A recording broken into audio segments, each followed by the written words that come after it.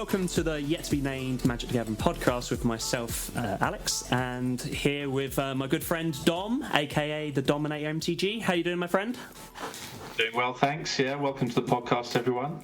And we do have another special guest, just coming off the back of the Fallout previews. There was a lot of robots in the set, and we've actually got one with us here today, Adam the Gathering. I cannot confirm nor deny these claims. I still preferred AI the Gathering, but you know. Yeah. I mean, it would be easier on a damn Twitter handle if it was. I'd actually be able to fit the full title. It would be great. Yeah, there is that. How you doing, Adam? You doing well? Yeah, really good, thank you.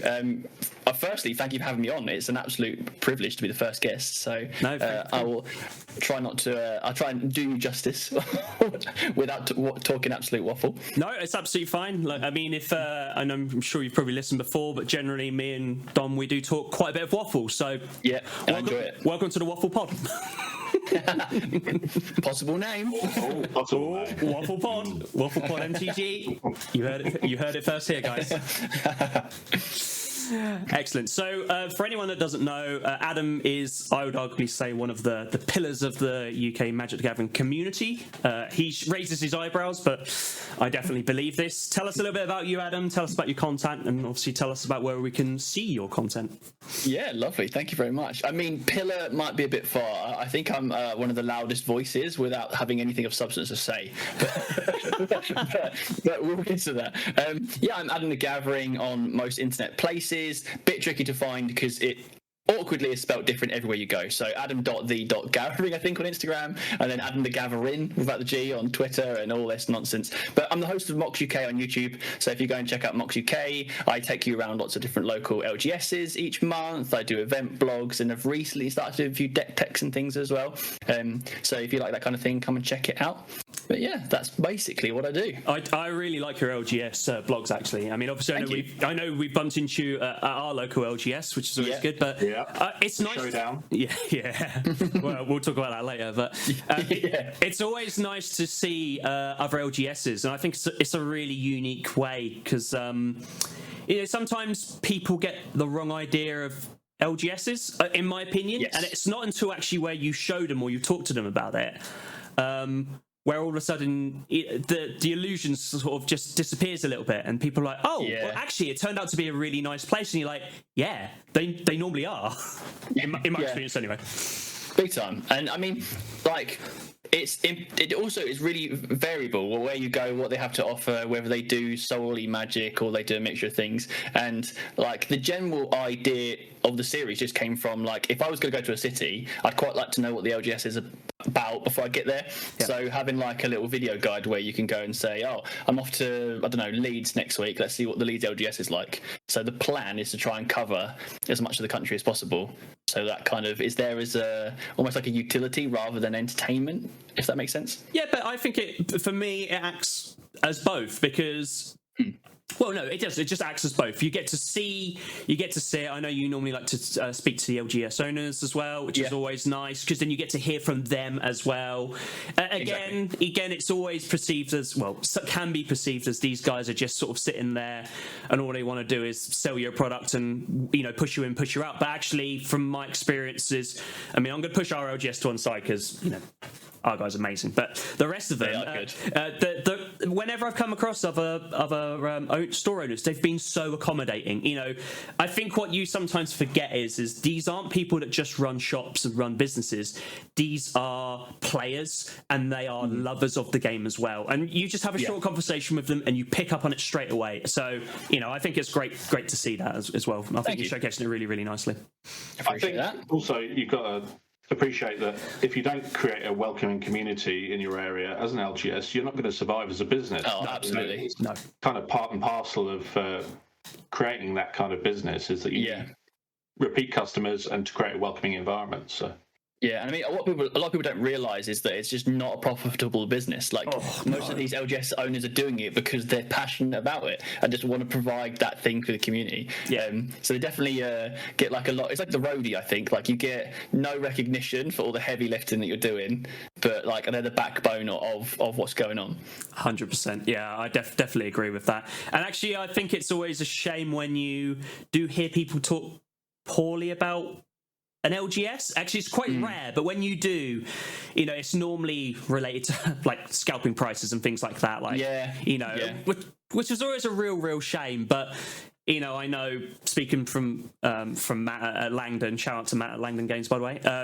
He's just so on it, and he gets it. He sees it. He is truly someone that loves the community as well.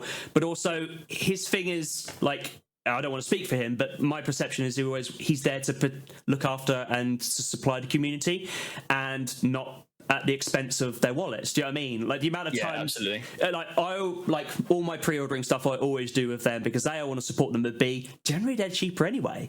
Nice. And even if you get good products that are released, you'll notice other places will go up in monetary value. They don't tend to. If they do, it's very small amount. So and I think that's the way you should treat your community. Do you know what I mean? Big time. Yeah, absolutely. 100%. So other than that, what else have you got cooking up, Adam? I know you're always a busy boy, so well, this year I tried to be like, last year was getting the YouTube channel set up, so each month I was sort of flying by the seat of my pants, seeing what I could get out as a video. This year I'm trying to be a bit more organized and plan ahead, so I've got a little calendar of like what we're doing this month, what we're doing that month.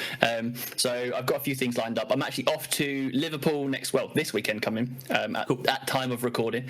Off to Liverpool for a quick fly in, fly out one day thing where I'm going to go and meet up with the Chad Magic guys, and then go and check out Just Play in Liverpool, do a video there.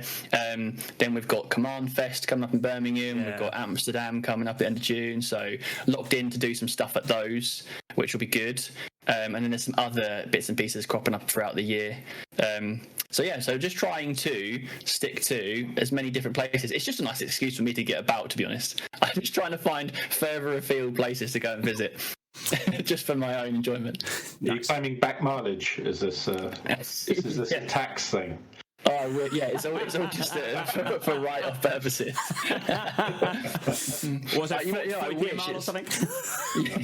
I wish. I don't actually, like, some people don't realise I'm 31, I don't actually drive.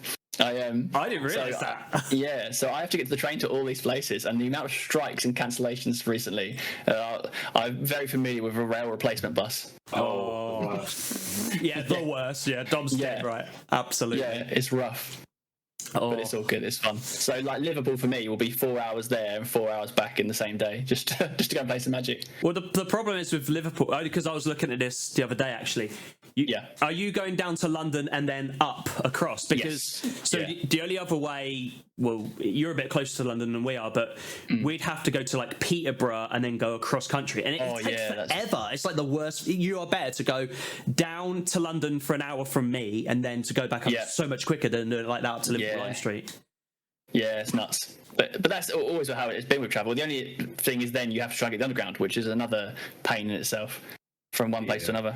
Yeah, at least with, like, say, London, I know for London, at least you can walk it. It's not end of the world. Yeah, it all depends. Actually, I find sometimes, particularly with short journeys, by the time you've gone down onto the platform, wait for a train, caught it, and gone back up, actually, you can walk it in a decent enough time. So yeah, it is what it is. That's true. I did make that mistake with Command Fest Birmingham last year before, because I got the train there as well, and it was like there was no direct link on the underground, so I had to walk from one station to the other, and there was 20 minutes between trains. So that's fine. And I realised that I've got a backpack full of Magic cards, I've got a suitcase with all my clothes, and I'm running in like, it was like July heat or wherever it was, trying to get across London, and I'm just an absolute sweaty mess trying to get the train for the rest of the journey. So it wasn't enjoyable. We've all been in that position. It's always the worst. It really is. Yeah, big time.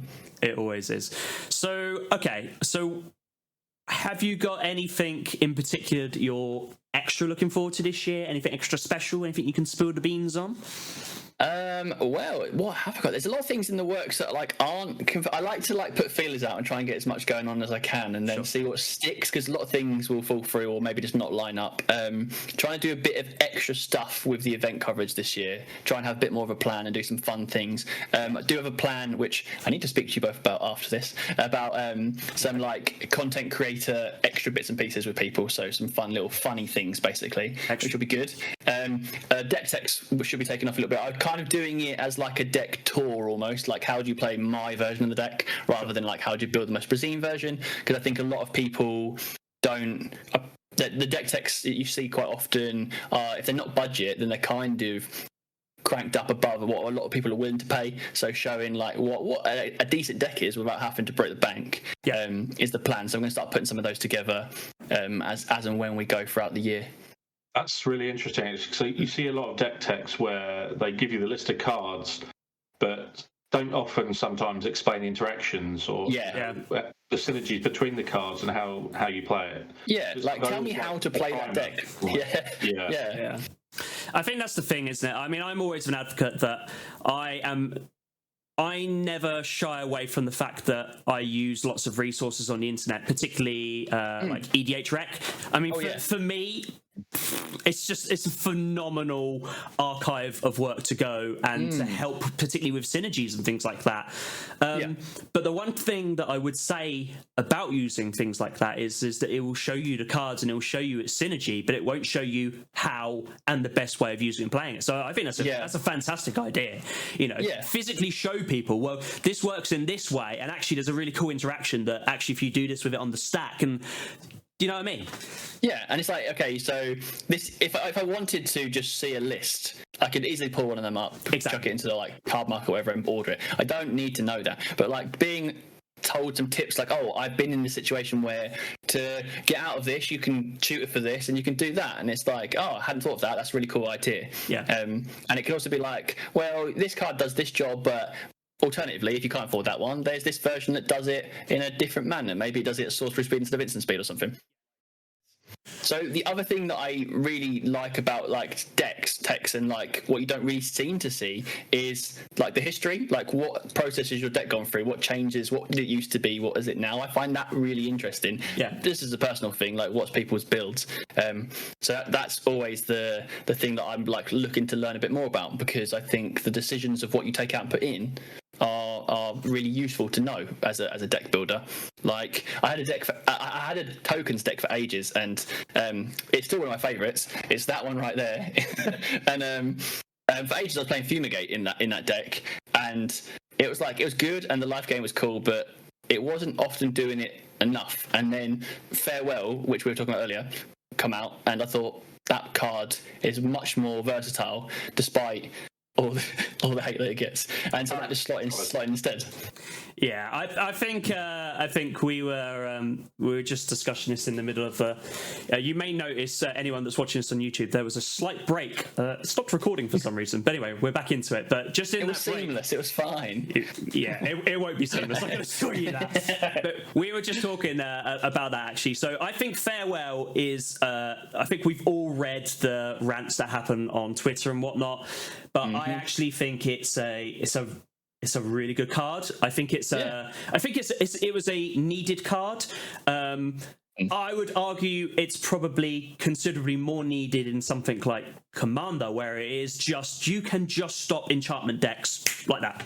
And you might not necessarily need to affect the board of the creatures. You may just wipe out artifacts and enchantments. You may just want to do artifacts against that. The versatility of the card is, in my opinion, is absolutely phenomenal. It really is. It's like it saves some slots, doesn't it, in your build, because you'll have some cards to target this, and it's like, actually I can put this in, and then it's a bit more situational. 100%. I think you can compare it to like Austere Command is probably its closest. Within white especially, but also as you were saying, it's like there's certain decks within EDH where if someone is playing all artifacts or all enchantments, targeted removal just stops being enough, because they play so many individual pieces that require a very specific piece of targeted removal. You might have 10 pieces of removal in your deck, but half of them are only going to affect creatures, the other half might hit artifact. You may need 5 or 6 pieces, but also the thing that's interesting, it's exile, not just like to the graveyard. And that's where the utility of it is fantastic. Look, there is nothing worse than when you're in a pod of 4, you're heading towards the end game, and you go, oh, Farewell, and 2 players are like, great, I was going to try and win next game. The third player was just like, awesome, thanks for that. We're all back to the Stone Age, and we're now going to play another hour's worth of game. But there is a time and a place where it's perfect. It's exactly what you need, and I think it is. Like you sort of said, you can have a Farewell in your deck and you can remove potentially 2 bits of artifact or 2 bits of enchantment removal. I don't think you're going to remove too much more than that, but you can make space for another piece, particularly if you've got tutors or whatever. Do you know what I mean? 100%. Yeah. And I mean, like, with the amount of ward as well lately, that's the main thing that makes rerun it. Yeah. It's like, okay, actually, let me just deal with it all. Yeah. Sorry, not sorry. Yeah, we've had some particularly egregious forms of ward cost recently, like sacrificing a legendary creature. Yeah. And stuff like that, where it's actually, a lot of the time, it might as well be hexproof. Yeah. Pretty much. Yeah, pretty much. Yeah. It is at a point where you're like, well, I don't want to give away my card advantage, or like you said, I need all my creatures because my creatures are my draw engines or whatever they are. Like 100%. Like, yeah, definitely. That's why I really like all the new stuff with Murders at Call of Mana, where it's like this can't be countered because it just ignores the ward cost, and it's like that's what you need to handle that. I think that's been a really nice balance that's not really had much attention, really. Yeah. No, I 100% agree with you actually, and I think that's caught. I've seen that a couple of people being caught out with that, whether it's on streams or events that I've been sort of playing at. You'll see people go to do it, and they're like, you could just tell they're already like, but you haven't paid the ward cost. You're like, but you don't need to. Mm-hmm. Yeah, but you do. It's the ward cost. It's like, this card can't be countered. Yeah. Oh, do you know what I mean? It's just like, to be fair, it took me a hot minute before I realised that. But once you do, you're like, oh my god, like this is amazing. Do you know what I mean? I think Wizards must have clearly seen this in playtesting as well, because like in the explanation text, it says like, including ward. Yes. Just so you can point to it and go, I'm not lying. This is a real interesting one, because ward is a triggered ability. Obviously, you can do like most people allow like take backsies, but ward is a triggered ability.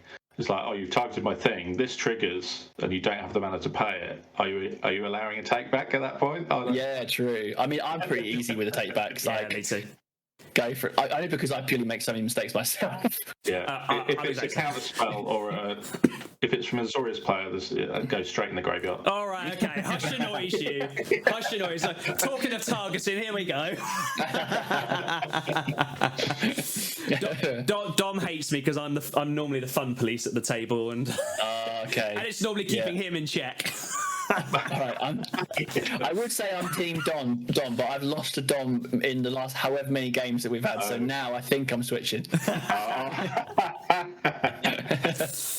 Yeah. Next tattoo we'll see Adam will be an Azorius signet, I'm telling you. Yeah. Never. Absolutely not. No, my heart. If I got a guild, it'd be Izzet or be Rakdos. Oh, would it?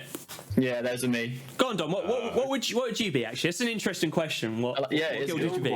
Ooh, probably Boros. Boros. Okay, nice. Yeah. I probably wouldn't get that tattooed though, because it's of the symbology. But yeah, true. Moving past that, I think Boros is probably my favourite kid. I just like attacking with creatures, and the angels as well are kind of iconic.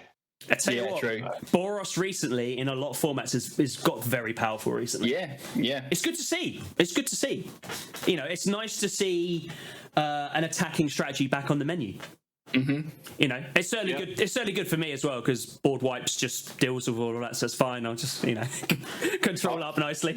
Yeah, I've always been a fan of equipment, and they've been leaning heavily into the kind of equipment Voltron as well recently with the Boros Legends. Seems like almost every set is some kind of new Boros thing. Also, we had the preview from Bloomborough of the new Boros commander who creates an equipment. Yeah, that's right. Enters. Some of the equipment stuff is absolutely nuts lately. Like the payoffs you get and the cost reductions is ridiculous. It's almost on par with sacking a legendary for ward. Yeah. That comes on to an interesting point, Dom, you just brought up. So Wizards are obviously now trying to shorten some text. So you're probably better to explain this one, Dom, but why don't you take this one off? Yeah, so there's been a couple of previews recently where they've changed the wording, and that particular legend from Bloomborough, you've got a creature that says when creature name enters, it creates a sword. So obviously, historically, that has been when this creature enters the battlefield. Mm-hmm. So obviously, they've shortened the wording there. Now, obviously, we've come to see recently, cards have a lot more words on them. it's often multiple paragraphs of text introducing Questing Beast. yeah. Questing Beasts are really interesting. It's like whenever someone asks on Twitter, it's like, "Oh, what do we show to a player who first started playing in 1993?" And my answer is always Questing Beast. Yeah. Because there's so many words on that card that they have no meaning to them. Like they wouldn't know what Planeswalker was. Mm-hmm. And then you've got all the other kind of things. There's so many layers upon layers of kind of rules, and again, some of the more recent previews you've had, if you commit a crime, do such and such, but you don't know what crime is. They've always had, like, within the set, obviously you've got some cards with reminder text and some without. Can I just jump in? Sorry to ruin your flow here. Just coming back to Questing Beast. Yes, there's a lot of words, but at least each stack of words, like, basically it's a series of sentences more so than like a block of words, but at least it is. Can you recite it for me? No one can tell you what Questing Beast does without looking it up. No, the only time you know what Questing Beast does is when someone says, "I'm going to play a Questing Beast," and you go, "Oh, it's a Questing Beast." What does this do again? Like, but you need to read it because you need to almost refresh your memory, get the engine going again. But to be fair, like, it is a series of sentences, but at least those sentences, they make sense. They're shortened. It's because he's got so many abilities, whereas just coming back to what you're going to sort of say, there is just an absolute fluff of words on some cards that you get. I mean, me personally, I struggle. I'm not the best of readers, and I have to pay attention to these things. But I get halfway through, and I can already feel my brain being like, "That's a beautiful bird up there." Like, do you know what I mean? And, I should be taking all this information in, but yeah. Go on. I've had games of Commander where someone plays a card and they read it to you, and then you just have to ask to read it yourself. Yeah, because you kind of zoned out halfway through. Yeah, exactly. I just made a little gesture. In one ear, out the other. Yeah. Definitely. And every piece of information that goes in my head, certainly something trickles out the other ear. So trying to remember these cards, you used to be able to look over the table, you'd see an artwork, and you go, "Oh, it's that card. I know what that does." Yep. Obviously, that's not possible now. But is this too much now? Is it too much? I think it's a really good question. Yeah. I mean, I have a lot of thoughts on it, so I was trying to decide where to start with it. Lead the way. I'm always, I'm a franchise player, but for me, it's always important to consider new players and like 100%. casual players and stuff. And I think the more you stick on a card, the much harder it is to get someone into it. Yeah, 100%. Like when you're playing a 2/2 with Vigilance and you're playing deal 3 damage instant sorcery, like that makes sense. It's easy to teach with. Yeah. And for me, like that's the biggest thing about it is what am I now going to use to teach new players, and it is whittling that down. I know there's starter decks and stuff like that which do that kind of thing, but it's like I've got a stack of cards here from the last set. I quite like to shuffle some stuff together and teach, but you've now got to go and hand pick the ones that make sense and are quick and easy to take on board. And the other side of that for me is also, like, even as an enfranchised player, like you said, I don't want to sit there reading absolute paragraphs and like whatnot. Like, how am I meant to keep my attention span going? Yeah.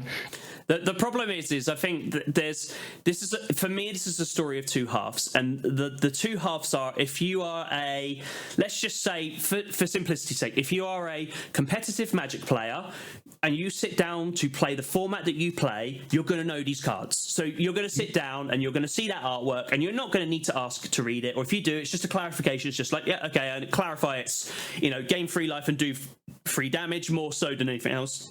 Yep. Where it becomes quite difficult, and then I'm going to come back to this in a minute because I think this is a really important part, is when it comes to Commander, because you, in a standard format or in Modern or Pioneer, whatever format, you have a selective card pool. Now, I appreciate Standard is smaller than Pioneer, and Pioneer is smaller than Modern, and Modern to Legacy and all that sort of stuff. But when it comes to Commander, I mean, there's like I don't know, it's like 30, 40, 50 banned cards. Other than that, you can pretty much use any card printed in Magic the Gathering. That's a great thousands. point. That is thousands upon thousands of cards. And the problem is like, I hold my hands up to this. I will play an older card because I like it. It's not powerful, or sometimes it can be, but it's just a bit of flavour. And people are like, what? What does that do? All the wording is, because wordings has obviously been changed and things like.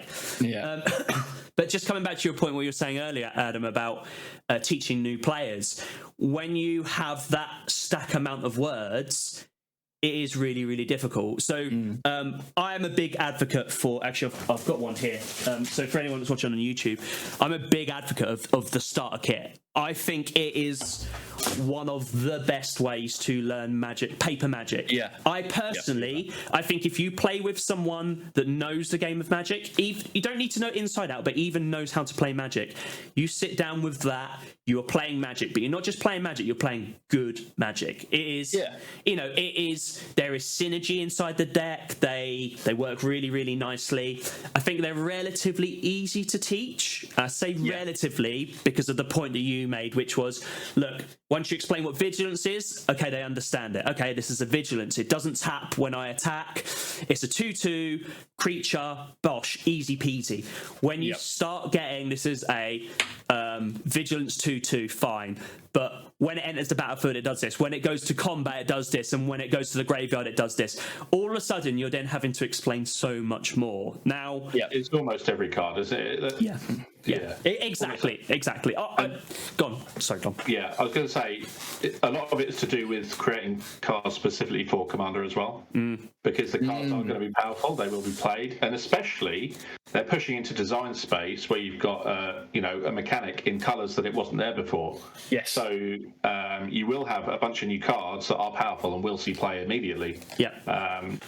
Further expanding the card pool.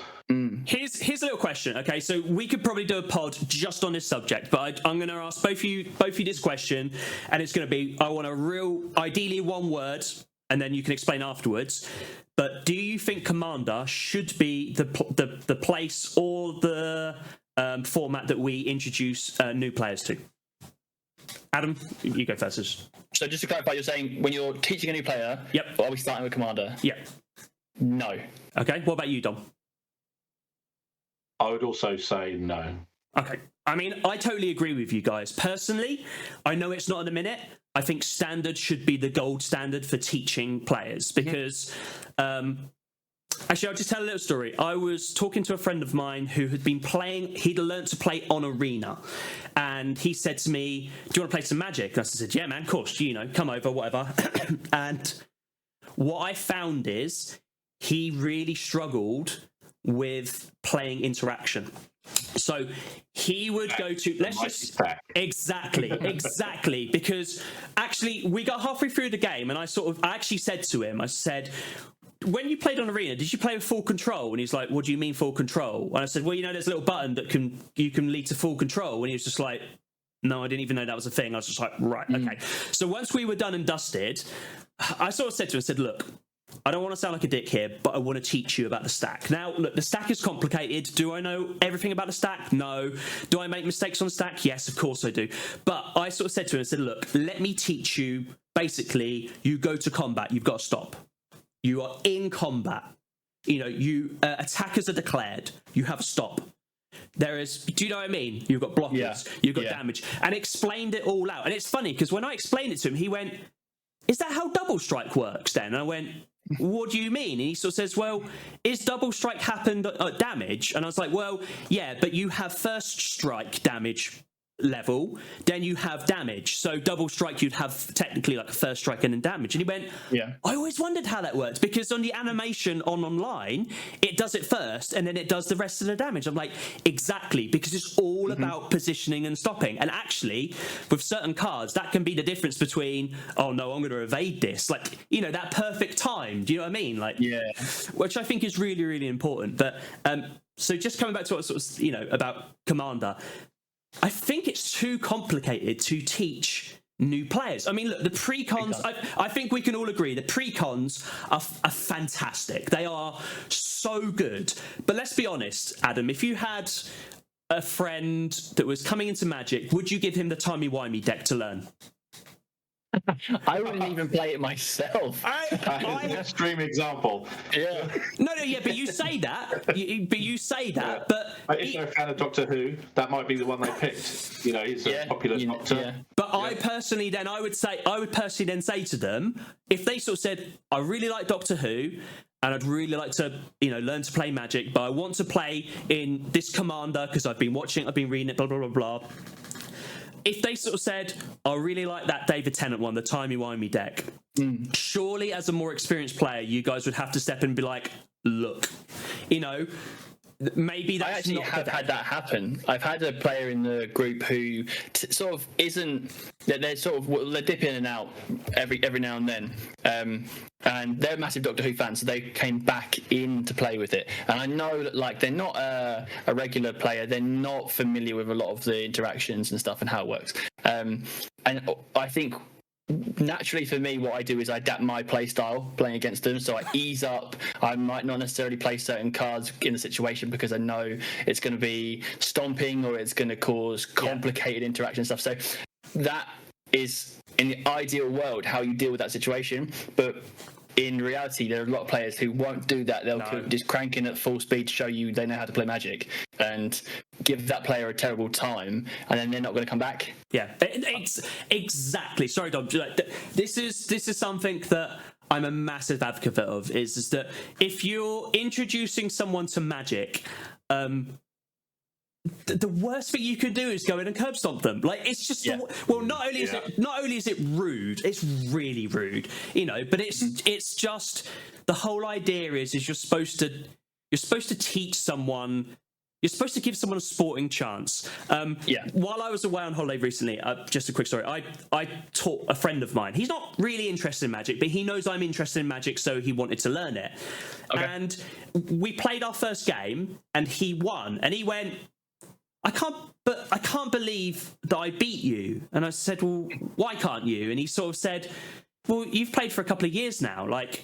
You've literally just taught me, and even then I don't really know what I'm going on about. But I said to him, I was like, mate, I've got cards in my hand. I could have stopped everything, but I'm not going to. I'm basically helping you play. I said, I don't want to take anything away from you. I did teach him that, look, you can be the most experienced player in the world, but if you just don't have the cards to come through and someone has the nuts, it's just, that is magic. That is magic. But I then sort of said to him, I said, well, look, once we get a few more games, I'll ramp it up and I'll show you. And which I did. And I sort of said to him, now you're going to see a very different. So what I was doing in the first, just to make it easy for him as well, I'd play my land in first main phase. I'd play my sorceries in the first main. I'd play my creatures and things like that. Then we'd go to combat and then basically pass the turn. Whereas after that, it was basically unless it was giving me value, I was going straight to combat. And he was like, oh, but I don't know what you're doing. You've got loads of open mana and you've got 4 cards in your hand. I'm like, that's why you do that stuff in second main phase. You want to give as little information away as possible. But you can't do that to a new player off the bat. It's just it's just rude. And also, the whole idea is you get people into this amazing community, not gatekeeping and kicking them out. Do you know what I mean? Exactly. Sorry. I think part of the problem is, that would be an ideal, but a lot of people's route is Commander. They've said as much. And, you've always... Normally, it's because you've got, probably 2 or more friends who all want to play. Yeah. So naturally, there is only one format, and that is Commander. So you go and pick up a Commander starter deck, and that is how you play. You can say buy a starter kit, but, they might not want to spend extra money. No, it's already expensive, right? I kind of disagree. I know what you're saying, and I do agree with you. But actually, look, us 3 and one other, we could all have a standard deck each and basically do a small tournament between one another, best of 4. You can do these things, but the thing is with Commander, obviously, it's not the competitive side that really gets people into it. It's the social side. It's the fact that we can all be sitting down in a pod right now. You're sitting there, Dom. You're sitting there thinking about your turn. Me and Adam are, chewing the fat or catching up or anything like that, or generally taking the Mickey out of you. Do you know what I mean? That is the beautiful thing about Commander. But it is a real difficult one. I do feel like. I feel like standard should be the gold standard for learning, but I appreciate that obviously, everyone's playing Commander. Yeah, it's kind of gone as an introduction now because it is quite expensive. I can buy 10 commander decks for the cost of a single standard deck. Yeah, that's very true. Right. Okay. Well, hold on. Right. That's another thing entirely. But I know what you're saying. Yeah. So what they need to do is bring back challenger decks. Exactly. And that route. So we've already spoke about this. Me and Don have already spoke about this. But I'm a massive advocate that I think they should be bringing back challenger decks. So they should be doing a standard version, a pioneer version. Modern. I think there should be a modern version. You know, I was literally talking to someone about this at the weekend, and he made a really good point, which was the problem is with modern, they would price themselves out of it. I said, but they wouldn't. The problem is these challenger decks, they're not meta decks. These are decks that the whole idea is we all buy a challenger deck and we can all play together, and then you slowly upgrade to your taste and to your power level. Like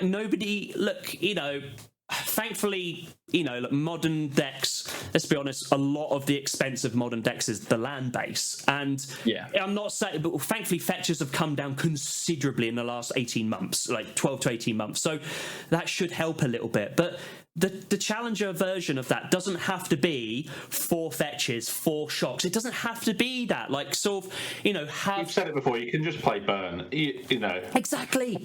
That's what I do.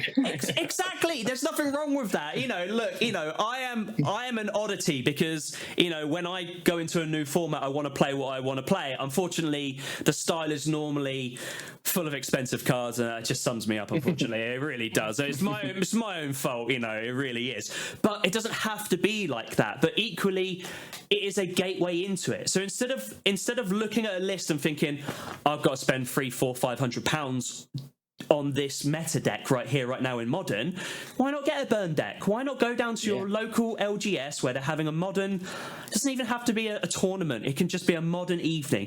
Go sit down, play with others. They can sort of sit there and be like, you've got a great deck here, but have you thought about this and this? And actually it's quite a cheap upgrade. But do you know what I mean? Like, I just think, again, it's another gateway into the format instead of... When you speak to newish players about modern, the first thing they say is, it's really expensive, isn't it? Now, look, it is really expensive, do not get me wrong. But why aren't we talking about it's a really fun, powerful version of Magic to play? If you like playing powerful Magic, you're going to love modern. Unfortunately, the downside, and it then gets capped out by the value. I do understand that, I really do. It's not even that. It's like some people just might not like playing competitively. That's very true. Yeah, so you're never going to get them through standard. You're never going to get them into modern or any of the other formats except fair enough. Commander, probably. Yeah. Or maybe two-headed giant is fun, but it's still the similar thing. That is an incredibly good point, and actually something that I've never really thought about, because I'm not actually really a competitive person. I will play competitive events because I want to test my abilities. You could argue I'm competitive with myself, but I just don't have... I'm sure we've all been there. You'll play with other players and you'll be like, man, this guy wants to win. Like, really wants to win. So. Dom's just sitting there. How's that going for you, Adam? Where do I hang up? We started a little bit of an event rivalry. We have. I love it. I'm enjoying this. I'm on the sidelines of this, but I'm enjoying this. This is good fun. I think it's 2-1 to me at the moment, but all right. There's been some close games. I mean, the best one was the pre-release. That was definitely the highlight. So good, yeah. And why it's so good, and why our little quote unquote rivalry is so funny. It's just because we both have that same outlook of like, we're still just playing it for fun. We're not there to be that bothered about winning, but we both will give it our all and try. There's like that mutual agreement of it's fun, but we are trying to kick each other's butts. Yeah. And that makes for like all the like egos that go out of the way, all the seriousness go out of the way, and we're playing at that level but enjoying it and having a laugh at the same time, which is what makes it the best thing to me. Yeah. That's what it should be about. Get new players into that, then brilliant. Yeah, exactly. That's the way to play, in my opinion. Yeah, that's what it should be about. I mean, look, we've all come across sweaty players, tryhards, whatever you want to call them, that basically yes, we have. they just want to line you up and they want to stomp on you. Like, it's absolutely fine. But that is effectively what it should be all about, really. Yeah, that's the way I look at it. Yeah, except when I come second to Dom, and then it's another story. I think, all this talk about getting new players in, but as soon as they play against Alex and his Azorius control, they're never going to want to play again anyway. Yeah, that's true. I came to play Magic, and I didn't play Magic, so I'm not going to play Magic. I resolved a land. Are you sure? I've told this story to Dom, Adam, but I'll quickly tell this story. I went and played with some friends, and I had a particularly nasty control deck. It was level efficient with everything else, but basically, so I was playing like pillow fort. I was sitting in the corner, no one could really attack me. I had ghostly prison out, all that sort of stuff. But what I also had is I played moat, which is only creatures with flying can attack. The guy to the right of me was playing humans. The guy adjacent to me was playing hydras, and the guy sitting opposite me did have flyers, but didn't really, he just didn't have them on the deck, and it just got to the point where they were like, well, I'll build my deck, but it's not doing anything. The Hydra's deck was, honestly, he had like 30s, he had everything, but he couldn't attack, and it was just got to that point where I could see in their eyes, I was like, I'm really sorry, guys. I was desperate. This is where you need the farewell off the top. Yeah, it is. One more removal. Yeah, definitely. But I tell you how bad it was. We finished the game, it was all done and dusted, we all went home, and they're all part of another, like a guild, a group of guys that I play with from time to time, and I had to formally apologise to them on the Discord because I felt so bad. I was like, I'm really sorry. It just so happened I'd got you all in a headlock and I just could not draw into my win condition. I felt really bad, but I did. I was still quite happy countering their spell, so I'm not Love it.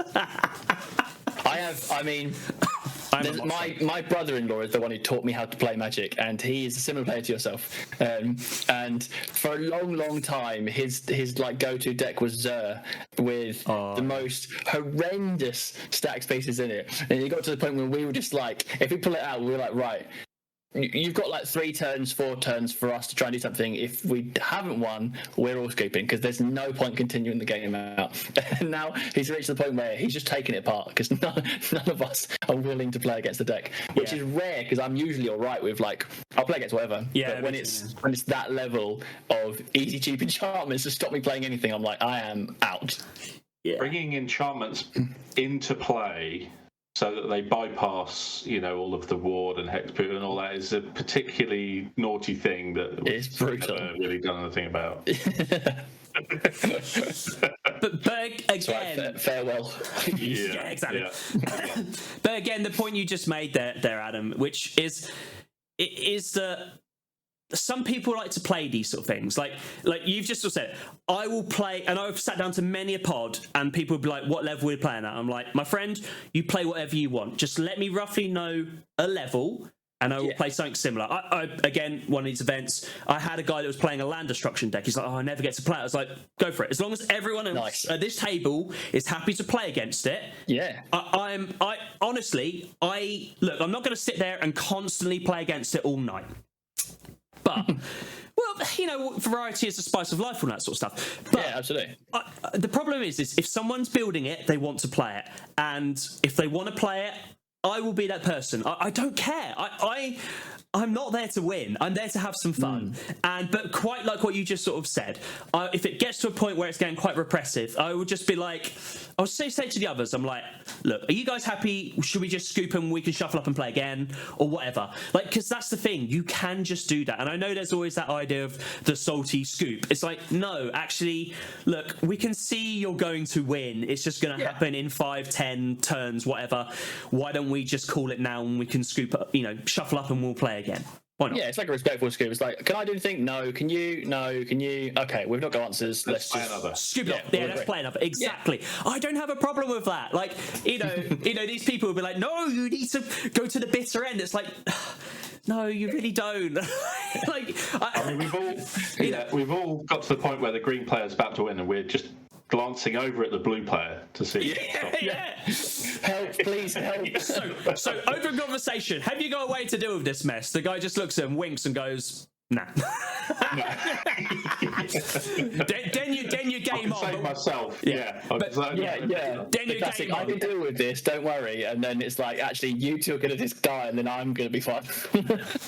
That's happened. Combat redirection spells. Yeah, instead of them. Exactly. Yeah, Bob, I was going to die, but now you're going to die. I love it. I absolutely love it. Oh, talking of disgusting things, I was talking to Dom about this when we were testing this the other day. I've just applied one of. It's a really nice card, and I haven't put it in a deck for a long time. But I've just put Settle the Wreckage back into an Azorius deck, and beautiful. I can't wait. Hate that card in Historic. Oh my god. I got to such a wound up point on Arena. I was like, I cannot deal with this anymore. I mean, it's a great card. I love it, but it's the bane of my life. I've seen so many copies of it, like more than the average player, I feel like. The problem is that by playing around Settle the Wreckage, it really knocks your game plan off, and that's part of why I love it. But yeah, especially as a mono red aggro player, it's just Also, I love it because particularly like I found in the past, Gruul aggro is great with this because they're basically like, all right, yeah, okay, just show me you can deal with this. So you like Settle the Wreckage. They're like, oh. Yeah, and by the time you've got to Settle the Wreckage, I am out, or I'm top decking. Yeah, exactly. How do I come back from this? You can have your basics, it's fine. I'm gonna actually just wipe your 8 creatures with your 1 card in hand. Oh, I love it. I hear myself talk about these things. I realise I really am a monster. Hey, there's always got to be a villain, otherwise there's no story arc. That's me. Yeah. That's me. That's me. So anyway, we were talking about earlier about words on cards. Yeah. So let's spin back around to this because Don made the point. Obviously, they're trying to shorten some of these words with enter instead of enter the battlefield. Just on that particular point, I'll come to you in a minute, Dom. What do you think about this, Adam? Do you think that is the correct wording? Do you think we should be trying to abbreviate, or do you think we should be looking at pure amount of words on cards and trying to reduce those instead of make enter instead of enter the battlefield? Yeah, I mean, for that specific example, I'm all for it. Like, it makes sense still. Mm-hmm. We're very, like, when we're playing, we'll often say when this enters, or we'll say this when it's ETBs, because we shorten it anyway. Yeah. How often do you really refer to it as the battlefield in like casual conversation during the games and stuff? So I think enter's good because it's saving space, but it just needs to, as long as they're doing it and it continues to make sense and it's clear to, like we said, like to new players. Yeah, I think that's it. That's a positive. Mm-hmm. I wonder if there's to be a period of time where, so like say in the alternative arts where you don't get, you'll get descend and it won't explain the mechanics. It'll just say descend. Oh my god, I was going to come to that. Yeah, it winds me up. Yeah, no fluff text and no reminder text. Yeah, if a card's going into a booster, if a card goes in a booster, a new player needs to be able to understand what it does. 100%. Yeah. 100%. Yeah. I mean, the problem is, you say new player. Even I do. Even I'm sitting there. I'm like. I think I know what morph is, but I might need just to read this just to remember. Yeah. Do you know what I mean? Like, and morph is quite simple compared to some of the other ones. Like, what was the one from Ixalan? We had descend and Discover. Like, I got confused. I kept getting confused between the two, and you'd be halfway. I mean, thankfully, pre-releases they're pretty chilled. They're pretty laid back. But if I was playing competitive Magic, like I'd be like, ooh, which one's which? I don't really want to call a judge for that. Like, that's ridiculous. You will use the fancy one, even though it stitches you up instead of using the regular one with a reminder text on it. Yeah, that is my problem. I have been known to do that many a time, and I will continue to do it. At the detriment of me looking like an absolute idiot. I will be like, I'm going to play this card. They're like, oh, what is that? And I'm like, I'm not too sure. Let me Google it. Yeah, what the hell is evidence? Like, what am I doing here? Exactly. But I think, what are your thoughts on this, Dom? The whole enter thing. I like it, yeah. I don't think it's necessarily a sinister thing where they might be trying to squeeze more words to the card. What I think is maybe, because we're getting a lot more Universes Beyond stuff now, and maybe they're trying to make room for flavor text. Yeah, true. That's a really good point. It's one of the ones. It's like talk about all these new Commander products come out. You often get the legends, and there's no flavor text on them or something. Yeah, they release an article telling you a little bit about the legend. Actually having something like on it creates a connection to the world. I love flavor text. Oh, me too. Yeah.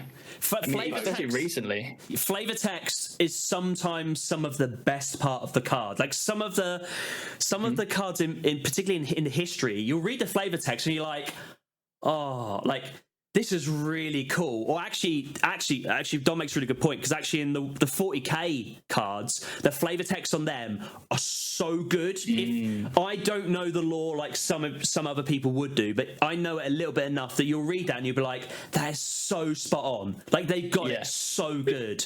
Yeah. Do you have a favourite flavor text?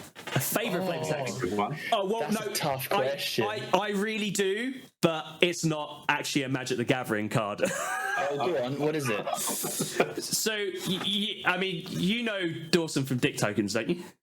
Yes. Yeah. Oh yeah. The flavor text on them, honestly, they are so good. Honestly, like they are incredible. We'll allow that. Like honestly, they are phenomenal. Like I always sort of say to people, because people are always interesting, because I do have some of them. I'm always careful when the LGS is bringing them out, but like some people, they'll be like, oh, they'll talk about it, and I always sort of say to them, and they'll look at it and they'll be like, oh, this is really funny. I'm like, now read the flavor text, and they'll be like, oh, and they'll just burst into laughter because they are phenomenal, absolutely phenomenal. But in terms of Magic cards, they're always hard to remember off the top of your head as well. Yeah, but when you read have them, a favourite. Oh, go on, Dom. I do have a favourite, and I've just looked it up so I can read it to you.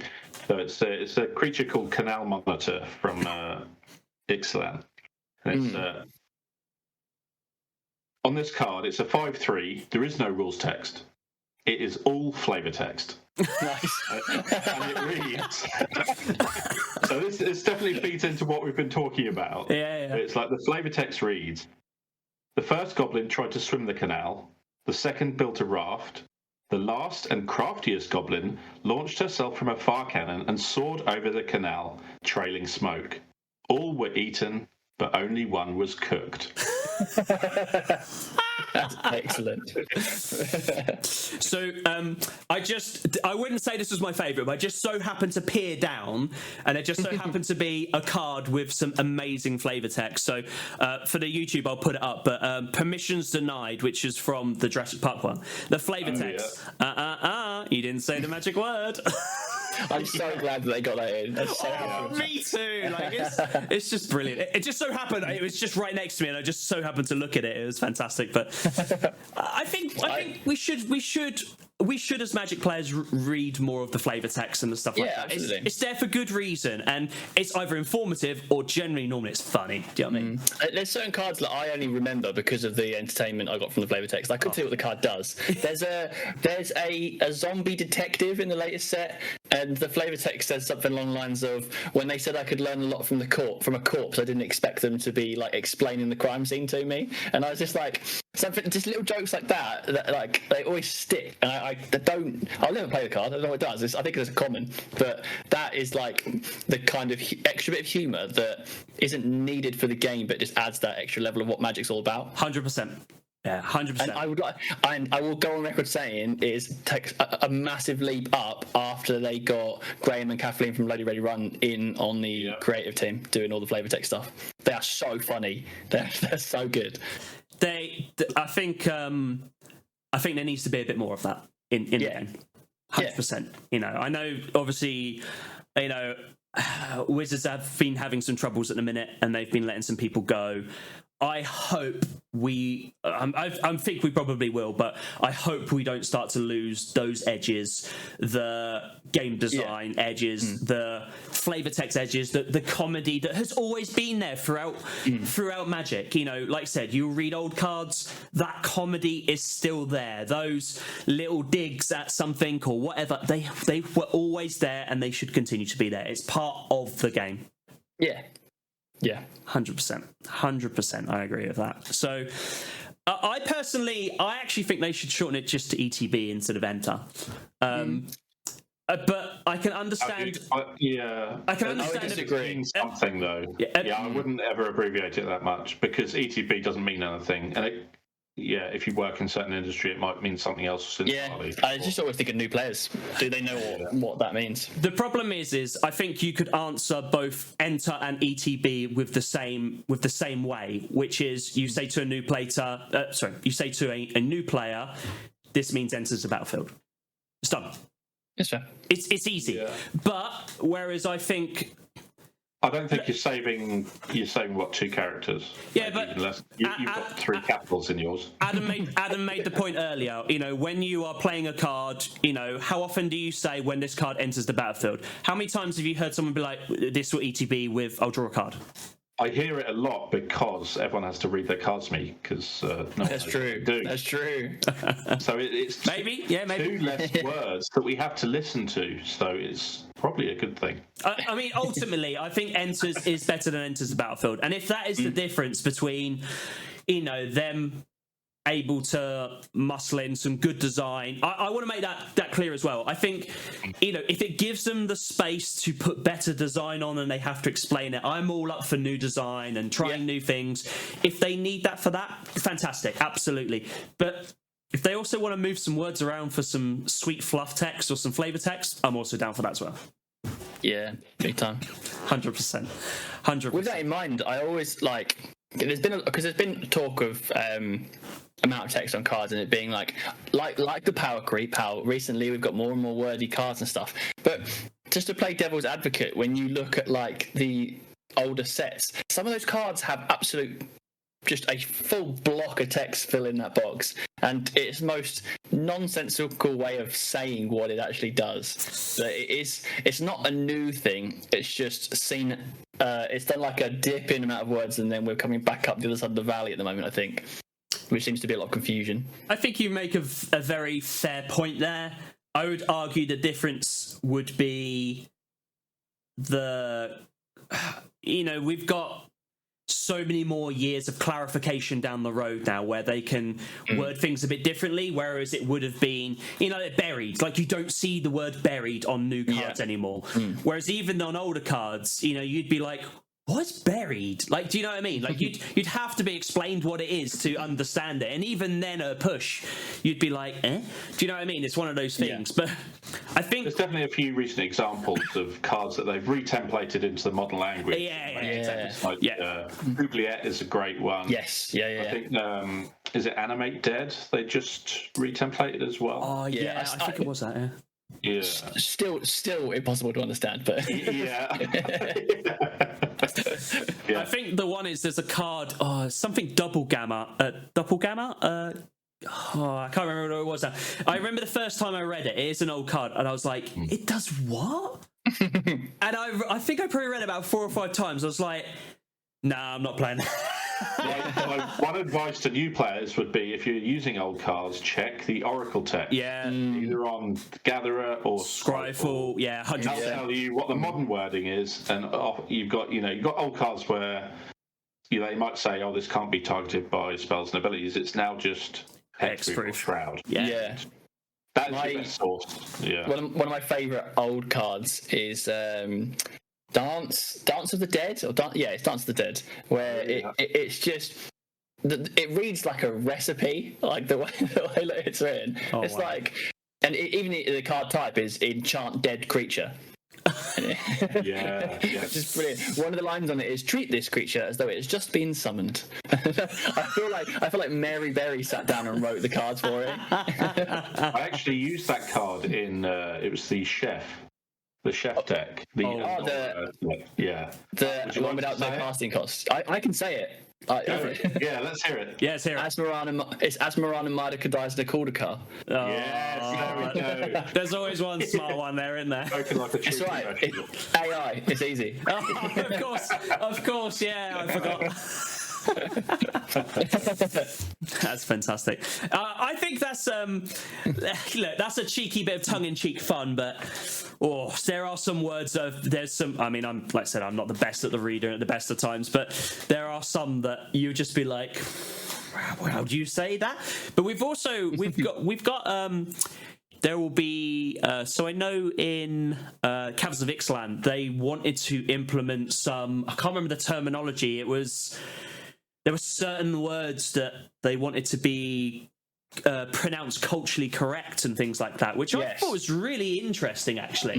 The problem is I feel really bad because I will always butcher those words. But I think they came out with a guide, didn't they? Actually. Yeah. Oh, did they? I didn't know that. There was, I think there was someone as well on Twitter who had like gone through and done translations of all the gods and everything. I did see that. Yeah, because most of them are related to the gods. That I did know that part. But yeah, guide would have been good. But yeah, I'm just gonna sit there in my ignorance and butcher it. I'm really sorry, everyone. I have to do so much because one of the Wizards adverts I did last year was for that set. So they were like, come down in open pack smart, and they'd contacted me like literally a couple of days before we were due to shoot it, and I was like, oh my god, I've got to open these cards and know how to pronounce the names like then and there. The absolute sweat it took to try and learn the kind of correct pronunciations of half of them. There's a few I'd opened and I couldn't remember how to say them, so I just skipped past. Where did you go for those pronunciations, just out of interest? I thankfully saw the guy's translations on Twitter first, so that was really good because he'd done it as like a little image. So I just downloaded it to my phone and was like swatting up on the train on the way as well. I was trying to remind myself. That's the way to do it. But yeah, I think there was also it might have been Chris Mooney from the Wizards team who'd done a little post about it as well. I think possibly I could be wrong. Yeah, I think it's always one of the interesting things, isn't it? So. Probably like you guys, I'll watch some of the American streamers or YouTubers, and you'll hear them sort of say, you and I, we're all in the same boat. You heard these cards 100 times over, and you'll hear a really well-known card, and they'll say something, and you'll be like, what? Do you know what I mean? It just catches you, completely pushes you to one side. I can't think of an example at this moment in time, but once in a blue moon it happens, and it's almost like a little treat. And that's for like really well-known cards. So I'd just be really worried that I would just make such a hash of it. Like I really It is interesting to see how people pronounce cards. Oh yeah. I feel like with the Universes Beyond, at some point we're going to get an aluminum. Oh no. Oh my god, yeah. Oh. Yeah. I had an argument about that, and it turns I was trying to prove that it's aluminium, and I googled it, and the guy who invented it was English, and he called it aluminum. Like he actually named it that, and then the Board of Science or whatever who took it to were like, we call everything inium, like we call it this at the end. So they overwrote him and said, no, it's aluminium, we'll accept that. But he was always like, no, that's not what I'm calling it. So it's funny because it's like, if you go across the actual name, the English are correct. If you go across the proper intended name, then the Americans are actually correct. He snuck it into American English for a while. Yeah, I know. American English. It's not the Queen's, is it? No. That's or true. The Kings, I should say. Yeah.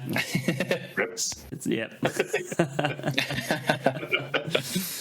Oh, fantastic. Yeah, I like, it's another aspect to Magic that is just, it's a talking point. It brings us all together, I think, doesn't it? How on that, actually, how do you feel about the removal of some of the different languages on cards that's happening? Like, I don't think you can get them in Portuguese anymore and a couple of others. Ooh, that's a whole different topic, isn't it? Yeah, that's a real shame, I think. I agree. Haven't they taken away from Korean as well? Am I right in saying that? Yeah, I was about to say, one of the first languages that disappeared was Korean, and my wife is Korean. So it's like actually teaching her Magic, I could have got her like a bunch of Korean cards that would have been a lot easier for her. But now, they've stopped printing in Korean, which is a real shame. I think it's a really odd decision. This is the next level of that. You're kind of isolating whole communities, especially ones who, they shouldn't have to learn English to play the game that we all share and love at the end of the day. I appreciate that, fine, the design is American, but I feel like making it available to as many people as possible in their native language is an important thing. Yeah. Look, I'm going to play devil's advocate on this side of the coin because I can see that they could have some issues there. You got to bear in mind they struggle with an English print run, let alone trying to get it into Italian, German, whatever. I mean, they do, don't they? Let's be honest. Like, there must be a printer in Brazil they could potentially use. Yeah. Right. I don't think it's quite There's obviously regional printing facilities. You've got Japan, Europe, America already. Yeah. Like the American one should be able to bang out some, Portuguese. I mean, look, like I said, I actually agree with you. I mean, I'm just playing devil's advocate here, but I think it's one of those things that.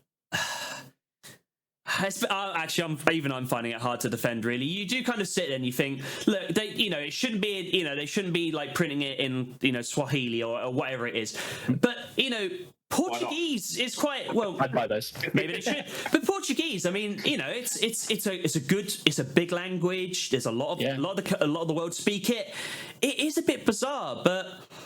Who knows? It's one of those things. I think my initial assumption was always like. Go on, go ahead. I was going to say, I think it's a victim of the bottom line.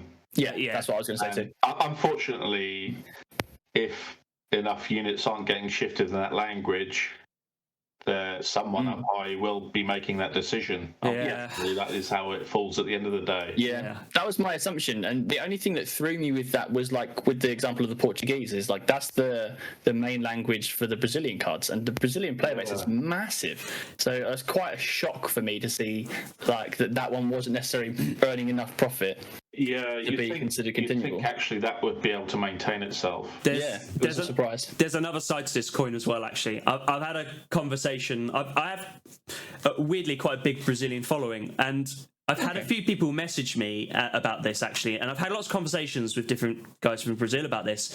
I don't know if you guys are aware, but basic product in Brazil is so much more expensive than it is in here or the States. Is it? Yeah. I know they've been struggling to get like secret layers wouldn't ship to Brazil for a while. It's not even that. Honestly, I would.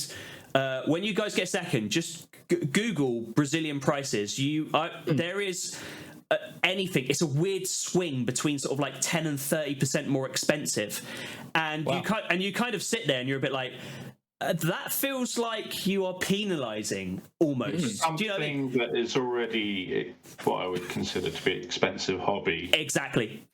If you're not on a high wage in that region, then you might even struggle. That could actually be part of the reason why they have just gone, we're not selling enough in Portuguese. Obviously, we're just talking about Brazil here, but there's plenty of other countries. But obviously, if they're printing in the States, which I presume they are, they'll print in the States and they'll send it down. There's obviously extra cost incurred. It's obviously just got to a point where people have gone, we can't afford to pay that price, or they don't want to, which then has the knock-on effect that then they've gone, we're not selling enough of it, so we're not going to print it. Do you think if they were breaking even, they would still discontinue it? Yeah. I think so, yeah. Yeah. I feel like that's the problem. I'm not here to defend large businesses, but businesses want to make money. They don't want to break even. Yeah. Do you know what I mean? We're not talking about. We were talking earlier about our LGSs. How half the time, they're not making big bucks. Actually, they're probably breaking even. Some are losing, and some are just about ticking over. Do you know what I mean? They do it for the love of the community. They do it for the love of the game themselves. When you're talking about large businesses, look, they want to supply customers, but fundamentally they need to earn money. Otherwise, they're not going to do it. Like it's the belly of the beast. It is the belly of the beast. You are dead right. It is what it is. But the problem is there's no point. I personally don't think there's no point sort of wagging our finger up at them and sort of saying like, how dare you not do this? Like at the end of the day, if the product isn't selling, they won't do it. So it's just a real shame for the. 100% agree. 100% agree with you. But I'm going to. I'm going to bring it. Feel sorry for the people who it's affected. Yeah, 100%. But I'm going to bring it to a smaller level, which is if us as local people didn't. I mean, I have the opinion. I support my LGS when and where I can, and then I will go to other normally Magic the Gathering related places. That is the order that I will do things in, because I want to support my LGS. But if you can't support your LGS, that's one thing. But if you don't support your LGS, you then can't moan and groan when they have to pack up shop and that play space has disappeared. Like, we have to support these guys. And, you know, again, Langdon's a great example about this. I always want to support them because I know their heart is in the right place and they're doing it for the right reasons. So I'm always happy to support them, and I always will support them. And I think more players should have that opinion. I know the temptation is, but you can get it 20 quid cheaper on Amazon. Look, you know, I get that. I really, really do. I am personally really nervous about buying off Amazon, and for good reason. But I've seen a lot of resealed packs. I've see the posts on Reddit and other places. I've had some heavily suspected resealed packs from Amazon, and it burnt me. They were collector boosters as well, and I was a bit like, you know, I took some pictures and I sent them on to them, and they were just like, don't know what you're talking about, basically. And I was a bit like, right, okay, I'm just going to learn my lesson from this. You know, would I not buy from them? I probably would do, but I'd just be really cautious about it. But fundamentally, I want to support my LGS. And if I can't support my LGS because they don't have it, I will go to either another LGS that may have it, or I'll go and support, say, you know, there's lots of other avenues out there to go and buy from that are trusted. Trusted sellers in top of that, really. But you know, that's just my opinion. I don't know how you guys feel about that, but that's how Absolutely. I feel. Yeah, I totally agree. Independent first, and then if you have to, you can go a little bit further afield. But you haven't got to jump to Amazon. No, like a lot of people just do that out of ease, and it's like, why? I think the only thing I've ordered from Amazon was a pre-con that was just sold out everywhere else. Yeah, it's fair. Yeah, that's fair. But that makes sense. Resort. That makes sense. But it's a bit like, say, I think the 40k ones were a good example about it, particularly the Surge Foil ones. I was lucky. I pre-ordered all of them. I got them at an incredible price. They released them, and the price just went through the ceiling. And that's if you could get hold of them. And it was crazy, because even over in the States, the prices were wild, absolutely wild. But the places that had them were places like Amazon, because everywhere else sold out with them. And then your hand is forced a little bit. Like, I get that, I understand. I mean, I'd never shame anyone for buying off Amazon. That's not what I'm saying at all. Me personally, you know, my order is my LGS, another local LGS, or a Magic the Gathering affiliated company. You know, there's lots of them out there. You ordered the Fallout collector boosters. It looks like they're in quite short supply, don't they?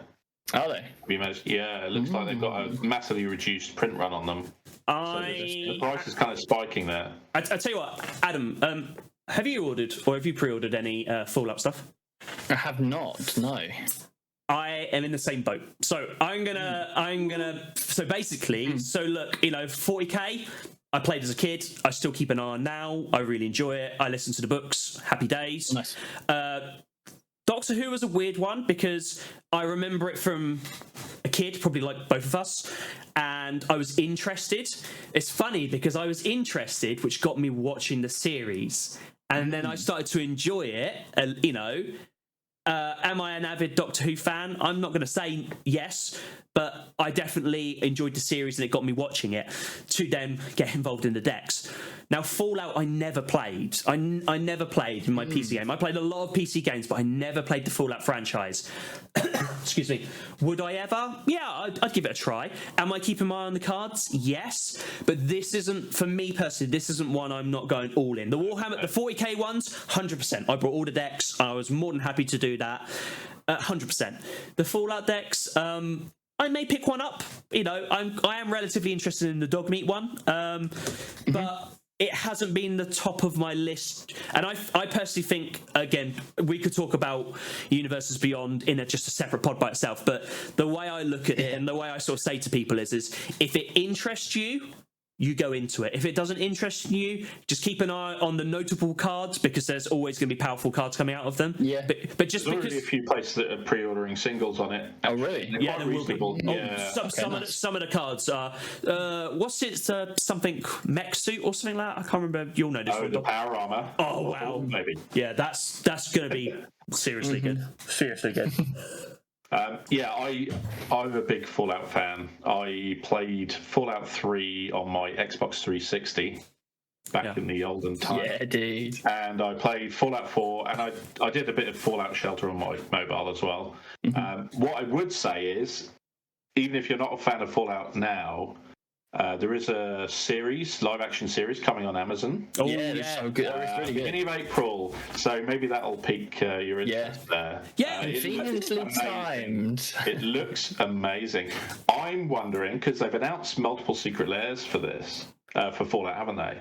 Oh, have They they? revealed the contents of one of them at MagicCon Chicago, which is kind of a Fallout shelter one based on the stats within the game.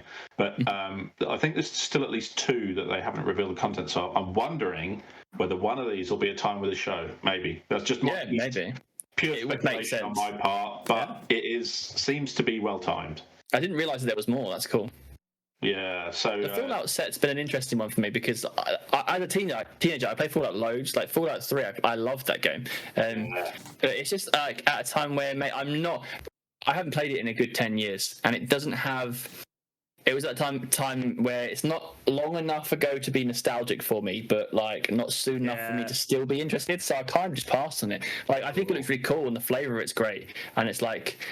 I'm looking forward to giving them a go, but like I haven't ordered anything. Then. Next time, pick up 4, give that a whirl. I'm gonna need to. Yeah. The problem is like, you know, I'm going to pitch this one to you, Adam, but I suspect you're probably in the same. I mean, obviously, I know you've got a family and kids and whatnot. I don't have that, but I don't have the time to commit to those type of games, and this is why, you know, the type of things, I mean, I don't often play games, computer games anymore. If I do, they're the type of games that I can pick up and drop and get back into quite easily. I've got a couple of games I play with my brother from time to time. That's how we sort of socialize with one another. It's free and easy. But I just don't. I'd love to have the time. It's a bit like back in the day. I played an incredibly large amount of World of Warcraft. They now call it World of Warcraft Classic, but do you know what I mean? I played so much of that. But I was a teenager with nothing better to do. I lived in a hamlet. There was no, once me and my friends had all sort of gone in for tea or something like that, you'd be on World of Warcraft for hours on end. But adult life gets in the way, and big time. I wish I had that sort of time. I mean, talk about it, like, go on, Dom. Yeah, sorry, you carry on.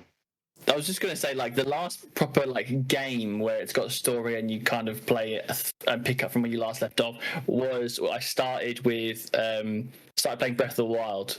Okay. Oh yeah, the Zelda. Yeah. And I'm one of those players who likes to unlock the map and do all the extra bits and pieces and like unlock all the inventory and other things before doing the story. And I sat about doing all of it, all that. And then my son was born, and I have not picked up the Switch since. And he just turned 1 yesterday. So that gives you an idea of how little I get to play video games at the moment. So I'm in the exact same boat. You'll have the benefit of being able to bring up a new gamer, though. Yeah, exactly. That's what I'm hoping for. So at the moment, anything. Yeah, when he's old enough. Yeah, anything I play now is like pick up, play something. Like I'm not quite a big Call of Duty fan, so I played Warzone a lot, and that's like same situation. That's how I play with my brother. That's how we socialise. So we'll play some games and then turn it off. At the moment, it's like Lethal Company. That's really fun. That's just a silly game where you pick it up and drop it. But like, it's funny how much you've described my exact situation. It's Alex's baby is pretty cards though. no, he rocks the cradle with the moat in it. No, that's my addiction, unfortunately. Yeah. I have curbed that a little bit recently, but I say that I am literally looking at a pile of foil to the right of me. As you can see behind me on YouTube, I've got my big card collection is my giant. They're just regular cards. We know that you're tiny. Oh my god, that's going to peak so loud. I laugh so loudly. That's funny. I love it when anyone doesn't know who hasn't met Dom in person. If they then do after watching this, they're going to be like, "Oh my god!" Yeah, exactly. Yeah. We thought you were going to be really short. That needs to be the running joke, I think. Yeah. Dom's 4'10". Start calling him Little Dom. This is a regular size magic card. Yeah. Dommy DeVito. Dommy DeVito. I absolutely love that, Dommy DeVito. That's incredible. Absolutely incredible. Okay, so just Well, just to round up a little bit. Obviously, we'll all be heading off to the Command Fest in Birmingham, the Action event. Hell yeah! How excited are we all for this? I mean, I've only realised that it's literally next month, right? Like it's coming around real quick. Yeah, really, really quick. It's gonna be great. I was sitting there doing some planning for some stuff I'm doing while I'm there, and I was thinking, I was just sitting there, just jotting down some notes, and I was just looking at my diary, and I was just like, oh, this is coming in real fast. Like, this is coming in hot. Do you know what I mean? I'm just hoping they've got the crumble this time. Oh, the crumble. Adam, did you have, when we was last at Edgbaston, did you have the crumble? I didn't. Oh, it was baby. Are we talking about like dessert, like a apple crumble? Right. Oh, They had sign me up. food station, and the crumble. It was next level. And then, Nice. they had another event there. It was just the Gathering event rather than a Command Fest, and they weren't serving the crumble. Unbelievable. And bring back the crumble. That was tragic. The Gathering. Shall I tell you how good that crumble was, Adam? Is honestly, me and Dom had an honest conversation about crumble before we hit the road. Yeah. I'm not even kidding you. You're still thinking about it now, like a year later. Yeah, exactly. It was so good. It was so incredibly good. I almost was tempted to drop them an email, be like, regarding what you're going to be doing on the day, is the crumble on the menu? Food requirements. I am going to do that tomorrow. Do it. I think I might have to join you. Honestly, That'd phenomenal. be so funny. Phenomenal. Oh my stuff. god. Okay, so if it is there, you're gonna have to make sure I have a bowl of it. I'm gonna need to make my own judgments. Oh, I can't wait. I can't wait. Are we going to do cowboy hats? Oh, good question. I mean, my thing is always that obviously I started the Hawaiian shirt tradition, and that's like gone ridiculous now. So can we try and make that? Can you get Hawaiian cowboys? I'm sure you can. I'm sure you can. So. Let's do it. I wonder if you can get a Hawaiian print cowboy hat. That would be the. Oh my god! Or Hawaiian shirt with cowboy hat print. I'll probably be like Yul Brynner. If I was going to be a cowboy, it'd be all in black, despite the heat of the desert, and then this Hawaiian hat. Yes, that'd be brilliant. We'll have to have a chat with them and see if they want to run that the Hawaiian shirt competition again. Because if we can make it like a cowboy hat competition, that'd be even funnier. Yes. I think massive Stetson like. Yeah.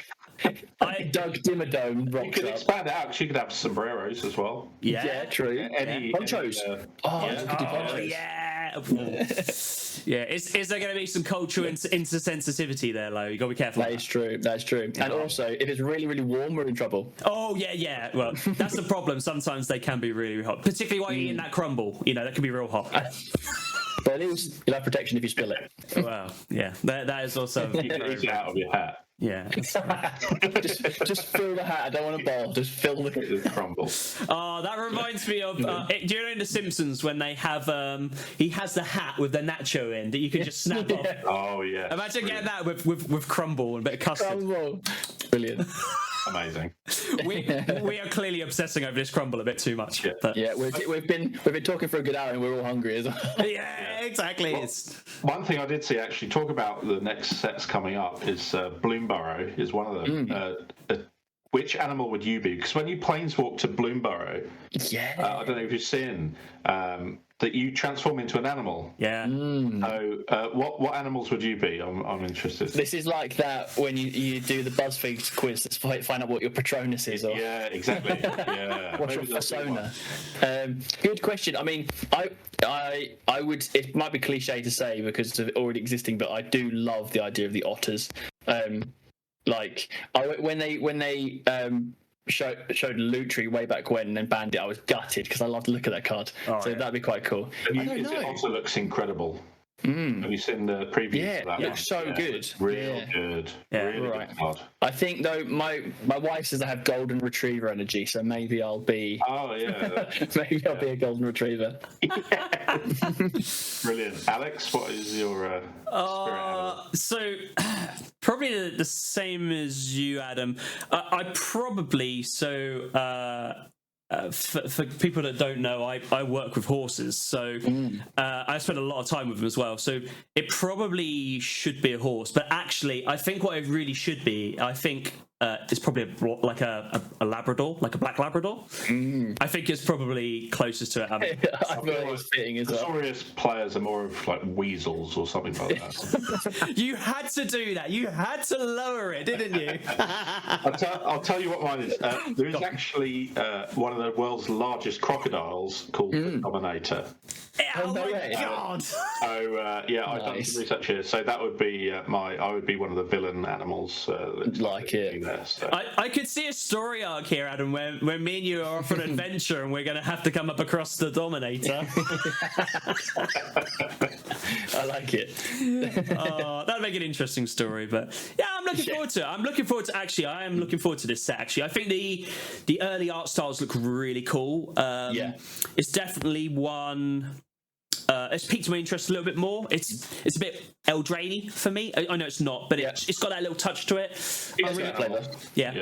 I'm looking forward to see what they do with it. I'm really looking forward to it. Should be the alternate frame is really cool as well, which is always like a big thing for me. If the frame looks good, then I'm invested. 100%. Yeah, I mean half of it for me with the Ultimate Arts is if they so it's a bit like the adventure cards you see over there.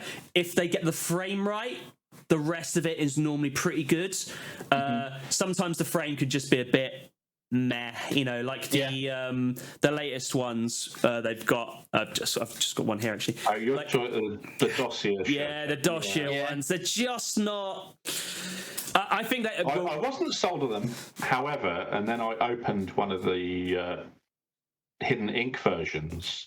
And that was actually really cool. I thought that was a really cool thing. I do like the hidden ink. I know me and you, Dom, on the last pod spoke about this. I think there's some colour identity issues, particularly with white. Yes. I would arguably say they are growing on me. So last time me and Dom spoke about this on the pod, we were both pretty off of it. They're very meh, very much. But I maybe the same as you, Dom, actually, because this... Proft card has the invisible ink as well, and actually I kind of like the invisible ink. I think what's really nice is I didn't realize this as well, but it's like got legendary, of course, vigilance, handsome genius. I was like, that's brilliant. I love that. Sending it back. Yeah, absolutely love it. Yeah, that's the thing that's for me with the Fallout ones, the alternate frame of the Fallout, so it looks like the Pip-Boy screen. I am not a fan of that at all. No, I can't play that card. I don't know what colour identity it does or anything. It really throws me. See, I'm not neither, and I think it's going to come back down to that. If I was invested, it's interesting you said actually, Adam, because I think if I was invested in it more, I might lean into it more. But to me, it doesn't really do much for me. I get it. Yeah. I understand it. But yeah, I don't know. Maybe that will grow on me. What about you, Dom? What do you think about that? I think a lot of these sets, because they have multiple showcase styles. So, for example, with the Fallout, you've got the Pip-Boy ones, which I absolutely love. Okay. And the Bats one, it's a little unclear, but it's a cool throwback to the game. You've got the reskinned cards as well in that style, kind of cool. So I really like the reskinned ones, but the ones that already have a regular card I'm not hugely sold on. But I love the Pip-Boy versions, they're amazing. I'm just going to get so many of those farewells. Nice. I can't even begin to tell you. What I will say to clarify is just because I'm a big advocate for them despite not liking them, I really like that they do them for the people who are into them. I'm never going to be like, I can't, it's like, I'm just not going to play them myself, but I can play the other version. Want to collect them. Exactly. Very much like the frame you got. Actually, having a set of all of them would be kind of cool. That I do love Fallout. I've actually got a Fallout beer on my shelf. You can't actually see it. I've got the Pip-Boy from the Collector's Edition game and all this kind of stuff. So, yeah. I think if there's one thing that you could say is a good thing about... I know there's a lot of mixed bag with Universes Beyond and all that sort of stuff, particularly in the early days. But, look, I think that's the one thing. If it's what you're really interested in, you're going to invest in it. And I don't mean monetary wise. I mean, you're going to fall in love with it, So, I think the more... I feel like just quickly to summarize, when the Walking Dead ones come out, I was really nervous about it. I was a little bit like, that sort of classic, like, oh, my Rick is going to swing in there and, whatever. Oh, I'm going to attach my Lucille to it, or that sort of stuff. And at first it was just a bit weird and a little bit odd. But actually, do you know what? And I can kind of understand why people would be a bit like, this is not the game I want to play, this is not what I want to play, and can be a bit anti it. But what I would also say is that I felt like they've dealt with it. The Lord of the Rings was, I know it wasn't Universes Beyond, but they dealt with it in such a good way that actually I think they can be proven safe-ish hands to look after these IPs. Yeah, I mean, Lord of the Rings is a great example. The problem is the problem is with Lord of the Rings. Sorry to interrupt you, Adam. Is that it's so close to Magic anyway that it's a bit like D&D. It was a smooth transition. Now, something like, Fallout is a great example about, or pretty much any of the Universes Beyond. Let's be honest, like they're Assassin's Creed. Yeah, I mean, look, again, if you're into Assassin's Creed, I think you're going to be all over it. I think the thing that would be really nice is, a little bit hoping is when they come to the Marvel stuff, I'm hoping it's Marvel Comics. I think that they've got the license with. Yeah, you're right. Have a license. It's not studios, but I think if they could, for me, they could just put that old style comic script onto there, and it would be for me, it would just be like, chef's kiss, because that stuff is incredible, absolutely incredible. It really. You're going to get showcase art of like the Silver Age comic book covers and stuff like that, aren't you? There's so much possibility there. Oh, I'm really excited for that, and it's going to be good. It's going to be. I think Final Fantasy as well is a huge one. I think that'll bring in. That'll be big. Yeah. They actually had their own card game as well. They did. Yeah. It's funny because most IPs at some point have had a card game. It's hard to avoid. I saw someone on TikTok the other day opening Bob Ross trading cards, and honestly, it looked really cool. You could get foil Bob Rosses, and I was like, yes, please. So bring on the Bob Ross Universes Beyond. Those kind of things are such a curiosity, aren't they? Actually, it'd be quite cool to just have some of the old cards there. Yeah, like you said, out of curiosity. Yeah. Going back to the Lord of the Rings thing, like I just play devil's advocate with it, because like you said, how it's not specifically like a Universes Beyond thing. My personal stance was I absolutely loved it. I've been a Lord of the Rings fan my entire life almost. I have a Lord of the Rings tattoo on my leg. Like I'm invested. So it's the first set where I've set out to collect every card, every variant, all that. Like I've gone all out for it. Spent far too much money to finish it. But my problem with it was coming out and being standard legal, and in other sets, like the way that the One Ring and Orcish Bowmaster and all this comes in, and it's not necessarily made with that in mind, but ends up having a massive impact on some formats. And that was where I feel like maybe they should keep it as its own entity. I think Orcish Bowmasters was deliberate. It's got a generic name, and it's clearly pushed power level wise. Yes. That was a definite decision. I think the One Ring, possibly they didn't quite see that coming. Orcish Bowmasters is obviously a very obvious one, but the One Ring, it's interesting, isn't it? Because it went straight to modern, didn't it? Yeah. The Lord of the Rings set, the legality. So it's kind of already kind of like a Horizon set in some ways. Yeah. Only a few cards. There's only not a huge shift like a modern Horizon set has been historically. But because it goes straight to modern, that's interesting. But I think if they said it's only legacy playable, you're restricting the market too much. Yeah, that's very true. Yeah. Well, also, there's another side to that if they didn't release these sets and make them sort of because it was modern playable, wasn't it? So the difficulty is with that is that if they don't do these things, stuff like the Modern Horizons releases are just going to be wild, even wilder. Yeah, that's true. That's very true. But also, you can see the reason why they've done it. It's because people are gonna buy it, but also if you've got those powerful cards, they're gonna buy it. But actually, on Lord of the Rings is a great example about this. I'm sure both of you guys know people like this as well. But I tell you, the reach of that set is I got a friend of mine I play in the band with who knows nothing about Magic, but he actually said to me, he's like, I hear they're doing a Lord of the Rings set, within Magic. And I said, yeah. And he sort of said, because he knows I play Magic, and he sort of says, I'm quite interested in collecting it. And also, would you teach me the game? Like, nice. What a reach! Like, do you know what I mean? Love that. That is someone that up until that point, he knows I play Magic the Gathering, and he knows it's a game, he knows it's a trading card game, a bit like Pokemon, but he doesn't actually know how to play it, doesn't know much about it.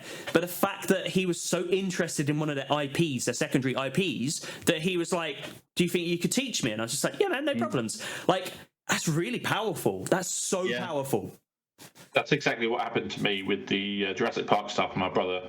Nice. Oh yeah, it did, didn't it? Yeah. Getting them Dinosaur Precon, talking about to play as well, and I'm going to see him kind of mid-April, so we're going to play some more Magic then. So. Nice. Yeah. Which is obviously it's working so well. They've announced, haven't they, that they wanted to try and do like 2 Lord of the Rings size sets every year now because of how popular it's been, and so it's only going to continue. So more to it, I say. Yeah, I kind of agree with you. I mean, it's very easy to get a bit like, oh, Wizards, more sets, more, they just want to make more money, blah, blah, blah. But at the end of the day, it's something that I am a firm believer in. I said it before earlier. If you're not interested in it, or if it is not affecting you and how you're going to play the game, you don't need to buy into it. Play what you like, ignore what you don't. It's simple. Exactly. And I think that's the best way to treat Magic, Until you need 4 of them for your modern deck. That's a side, it's a corner case. It's a corner case. Yeah, absolutely. Very much so. It's very much like certain secret lairs is like actually, they come out with a super drop and you're like, oh, this is skippable for me. You've got to pick and choose what you want. 100%. There's always a choice. And obviously that choice is I'm not going to buy any of it.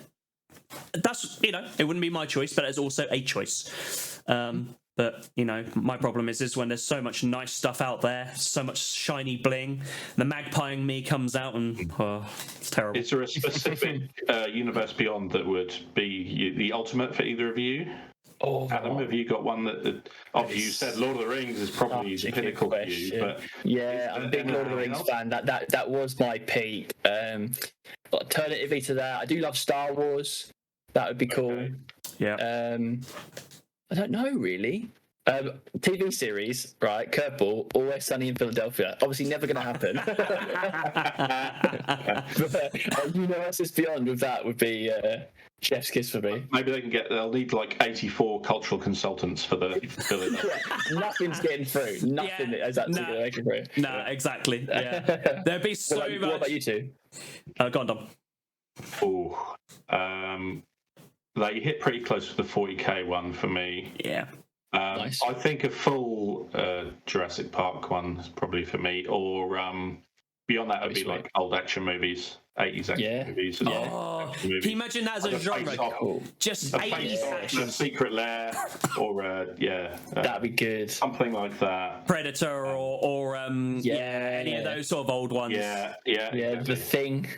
Aliens, like the original Alien. For me, actually, it'd be the second one, Alien. So for me, growing up, that was iconic. Like that was a great film. If you could have some of the Marines and stuff, and then the aliens. Exactly. Yeah, exactly. Nice.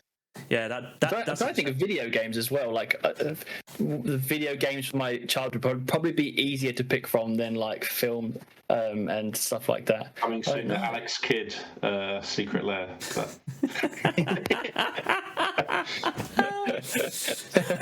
It would be stuff like Sonic the Hedgehog, right? It would be my that'd be cool. Do a Super Mario, like a do like a Smash Bros set would be cool. Smash Bros is cool.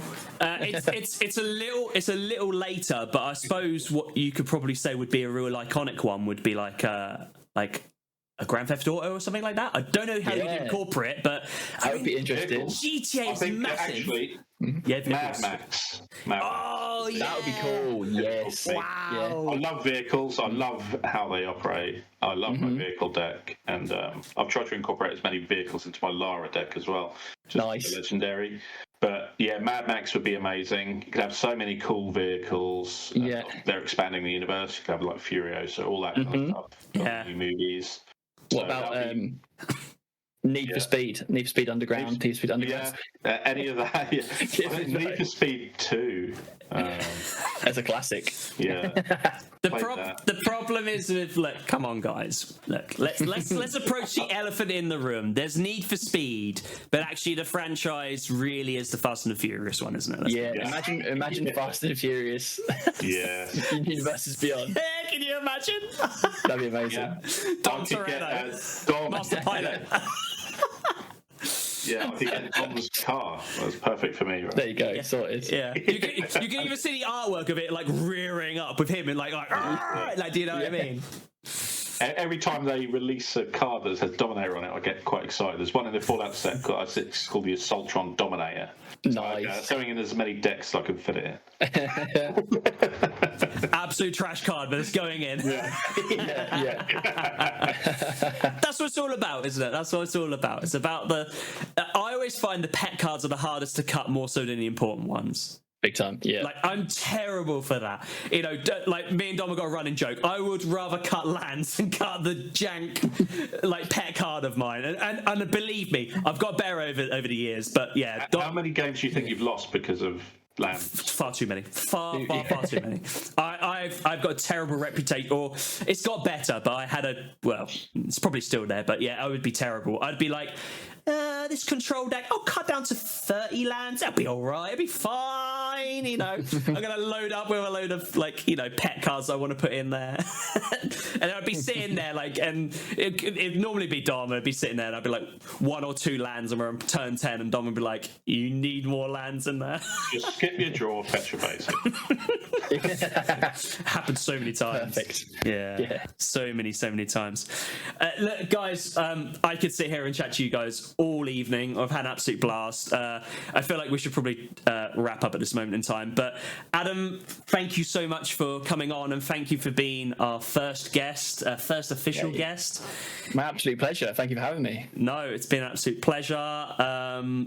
Dom, any words before we finish off? Looking forward to going 3-1 at Yeah, we'll see. The thing is, like, Adam, you need to get another one back so we can have the showdown, match of matches. You know? Yeah, that's gonna be the running theme of my vlog: is hunting Dom down and taking victory back.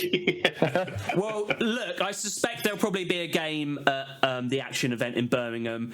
I feel like the showdown could be in Amsterdam. I'm just putting it out there. Grand final. I'm just putting it main out stage. Yeah. I'm sure they'll kick us off pretty quick, but we can give it a try. Can you imagine, like, they're setting up for like games nights live, and we just sat there. I'm sitting there video, and you two's like jamming a game. They're like, excuse me, guys, can you go? Whoever's winning at the point we get dragged off is the victor. Yeah, exactly. Who knows? Maybe in 10 years we'll both be on there. Yeah, you never know. Next year, watch it happen. Right? Yeah, that'd be real cool. Positive manifestation. Exactly. Yeah, exactly. Think it will happen. Okay, it's time to wrap up. So, thank you guys for watching. This one will also be released on YouTube eventually. Thank you guys for watching, and thank you guys for listening.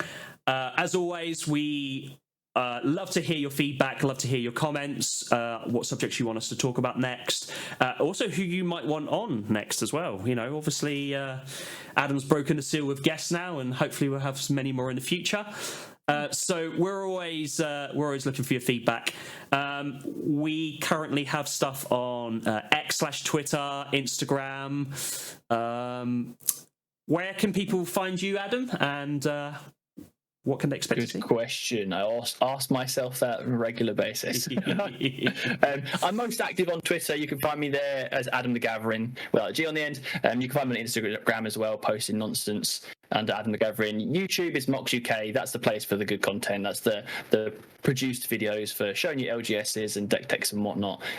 I've just started posting on TikTok as well, so if you're into that, come find me there. I'm still working it out. The algorithm hates me and loves me depending on what day of the week it is, so we'll see. That's TikTok through and through, unfortunately. I find the exact same thing. But and I've just launched the Patreon as well, so if you're interested in supporting the content, I'm doing custom Commander deck giveaways every quarter. So nearly end of March, one lucky patron will win a commander of their choice that I'll build them a deck for. So come and get involved if you like it. Yeah, that sounds really cool. That sounds really, really cool. That sounds very good. What about yourself, Dom? Where can people find your good self? So you can find me at the Dominator MTG on Instagram and X/Twitter, as it's formerly known as. Do pack openings, and obviously the podcast is the yet to be named MTG podcast on Instagram. We also have a Twitter as well. We do. You can find myself, ReallyPrettyMTG, mainly on Instagram. I am on Twitter/X as well. I dabble in TikTok from time to time as well.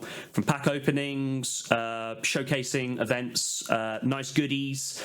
I've got some more stuff coming up. I need to get the old YouTube going back again, get some more gameplay. So keep your eyes on that, guys. That will be there. But just again, thanks, Adam, for having you on. It's been an absolute blast, and we look forward to seeing everyone next time. Until then, see you later. Bye. Thanks, guys. Bye.